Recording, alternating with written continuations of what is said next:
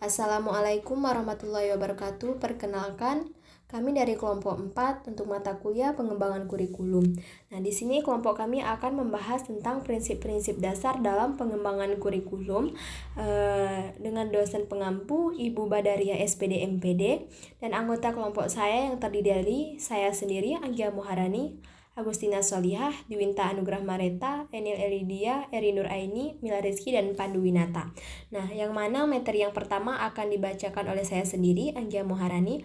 Materi yang kedua akan dibacakan oleh Dwinta Anugrah Mareta. Materi yang ketiga dibacakan oleh Agustina Solihah. Materi yang keempat yang akan dibacakan oleh Enil Elidia, materi yang kelima yang akan dibacakan oleh Eri Nur Aini, materi yang keenam yang akan dibacakan oleh Mila Rizky, dan materi yang terakhir akan dibacakan oleh Pandu Winata. Pengertian prinsip pengembangan kurikulum. Prinsip berarti asas, dasar, keyakinan, dan pendirian. Prinsip menunjuk pada suatu hal yang sangat penting, mendasar, harus diperhatikan, mengatur, dan mengarahkan, serta sesuatu yang biasanya selalu ada ataupun terjadi pada situasi dan kondisi yang serupa. Nah, prinsip-prinsip pengembangan kurikulum ini menunjukkan pada suatu pengertian tentang berbagai hal yang harus dijadikan patokan dalam menentukan berbagai hal yang terkait dengan pengembangan kurikulum. Terutama dalam fase perencanaan kurikulum, proses pengembangan kurikulum akan berjalan secara efektif dan efisien, serta bagi para pengembang kurikulum juga akan bisa bekerja sama secara mantap, terarah, dan hasilnya bisa dipertanggungjawabkan. Sumber-sumber prinsip pengembangan kurikulum. Dalam kajian tentang sumber-sumber prinsip pengembangan kurikulum, Veter F. Olipa mengemukakan bahwa pada prinsip pengembangan kurikulum terdapat beberapa sumber yang menjadi acuan pengembangan kurikulum. Yang pertama, data empiris atau empirical data. Yang kedua, data hasil penelitian atau experimental data. Yang ketiga, hasil kisah rakyat, yaitu folklore kurikulum, yang menyangkut tentang keyakinan masyarakat dan nilai-nilai yang ada di dalamnya, serta pemahaman bersama ataupun pengertian umum yang ada di dalam masyarakat.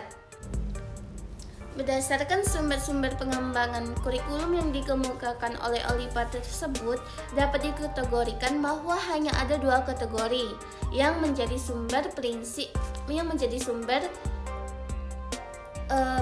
pengembangan kurikulum, yaitu sumber ilmiah dan sumber non-ilmiah. Yang pertama, sumber ilmiah, yaitu sumber yang berasal dari ilmiah, baik bisa dari hasil penelitian. Dan yang kedua, sumber non-ilmiah, yaitu sumber yang berasal dari hal-hal non-ilmiah seperti cerita rakyat, legenda, dongeng, mitos, dan sebagainya, yang menjadi keyakinan masyarakat umum dan memiliki nilai-nilai tertentu di dalamnya. Prinsip-prinsip pengembangan kurikulum.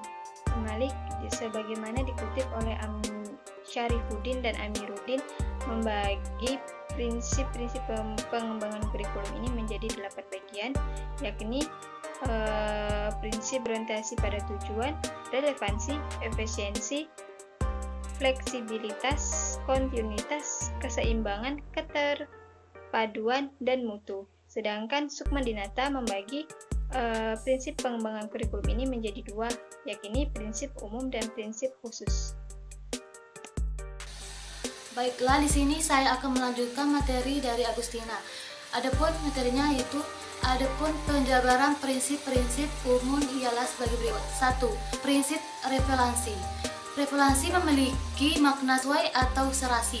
Jika mengacu pada prinsip revelansi, setidaknya harus memperhatikan aspek internal dan eksternal. Secara internal, kurikulum memiliki revelansi antara komponen kurikulum, yaitu tujuan, bahan, strategi, organisasi, dan evaluasi. Sedangkan secara eksternal, komponen itu memiliki revelansi dengan tuntutan sains dan teknologi, yaitu revelansi epistemologis, tuntutan dan potensi siswa, revelansi psikologis, serta tuntutan dan kebutuhan pengembangan masyarakat relasi sosiologis.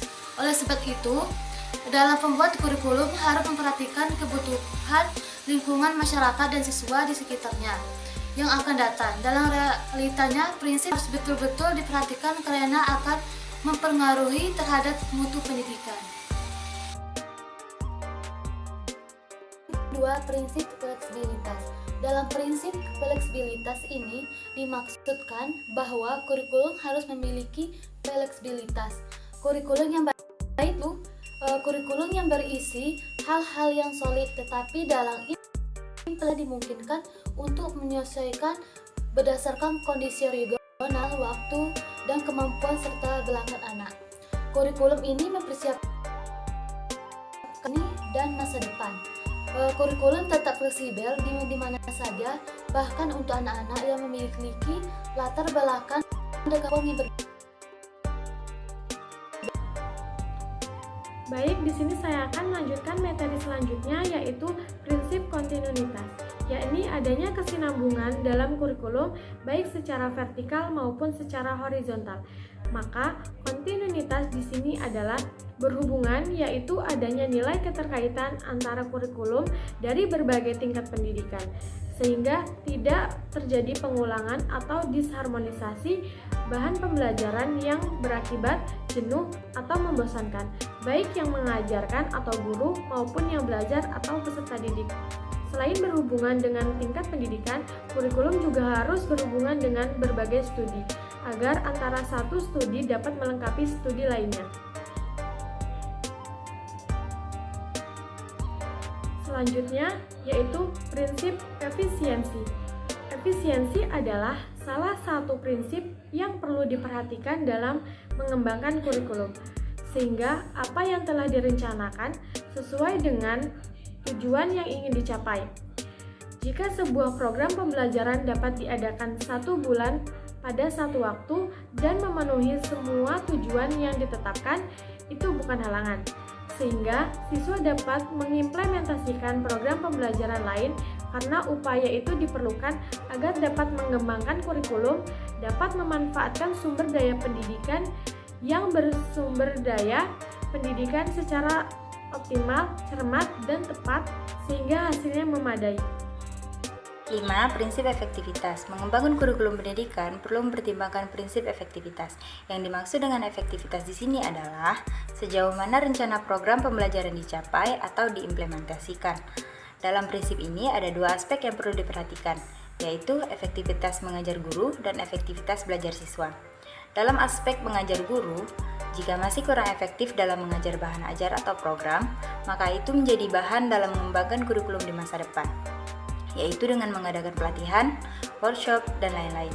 Sedangkan pada aspek efektivitas belajar siswa, perlu dikembangkan kurikulum yang terkait dengan metodologi pembelajaran sehingga apa yang sudah direncanakan dapat tercapai dengan metode yang relevan dengan materi atau materi pembelajaran.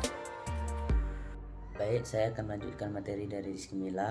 Ada materinya, sedangkan prinsip khusus bagaimana dikemukakan oleh Sukma Dinata 2027 mencakupi 5 hal, yakni 1. Prinsip penentuan tujuan pendidikan, 2. Prinsip pemilihan isi pendidikan atau kurikulum, 3. Prinsip pemilihan proses belajar mengajar, 4. Proses berkenaan dengan penilaian, 5. Prinsip pemilihan media dan alat pengajar. Mungkin hanya itu materi yang dapat saya sampaikan.